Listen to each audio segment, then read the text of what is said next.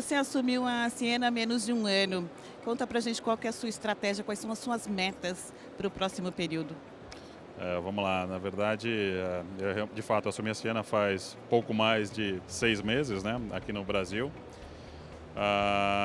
E acho que uma das principais metas que eu tenho efetivamente aí, já desde obviamente do momento que eu entrei e para o futuro, é um trabalho que a Ciena tem feito já a nível mundial, né, que é de diversificação, né.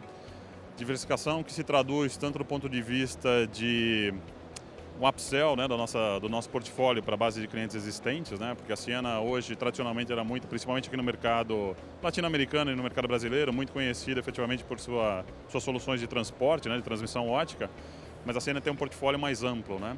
Então, um dos meus primeiros objetivos é aproveitar a nossa base de clientes e ampliar, né, usar o portfólio existente.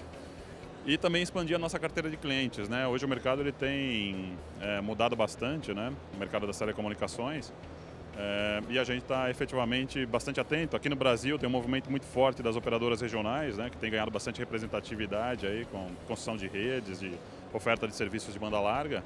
Mas também outros segmentos verticais, financeiro, a gente está muito atento, educação, governo. Então, esses são basicamente os objetivos. Esse é o momento de transição para o 5G, transição para as redes definidas para o software. Qual que é o papel da Ciena nesse processo?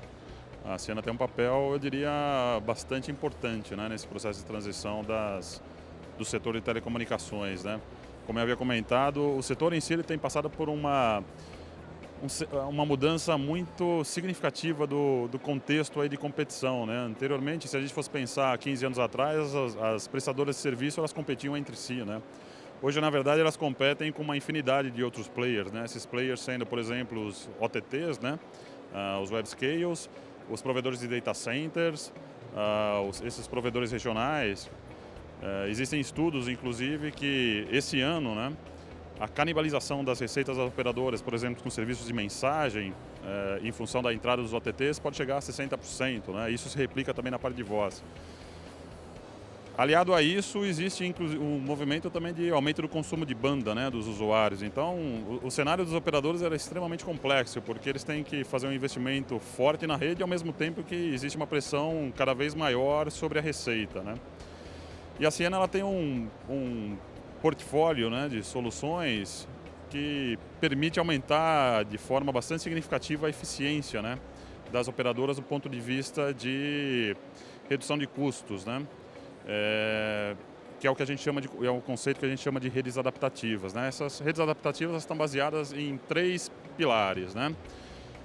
Um primeiro pilar, que é o pilar de análise, né, e inteligência dessas informações. Então, hoje, inclusive, com o conceito de Big Data, né, com todas as informações que a gente pode extrair da rede, implementando mecanismos, por exemplo, de machine learning ou de inteligência artificial, a gente conseguir, através da extração desses dados, conseguir gerar informação e, eventualmente, definir algumas ações que vão ser tomadas para você fazer um melhor atendimento, um melhor ajuste da tua rede.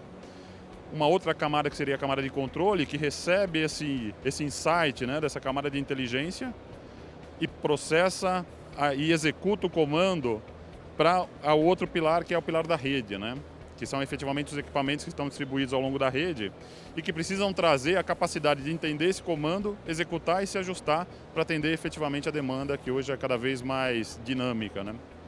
Nesse processo de diversificação que você mencionou, vai haver também uma diversificação da receita da Ciena, que hoje é concentrada na área de operadoras de telecomunicações? Sem dúvida, sem dúvida. Inclusive, se você consultar o nosso relatório, o ano fiscal da Ciena ela se encerra agora em outubro, né?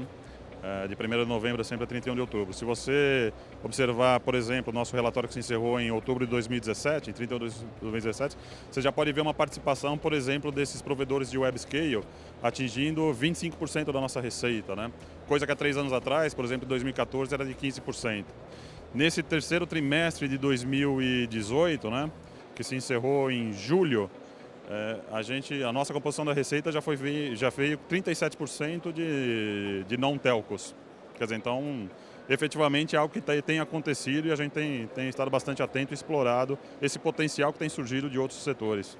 Bacana, Fernando. Obrigada. Imagina, obrigado a você.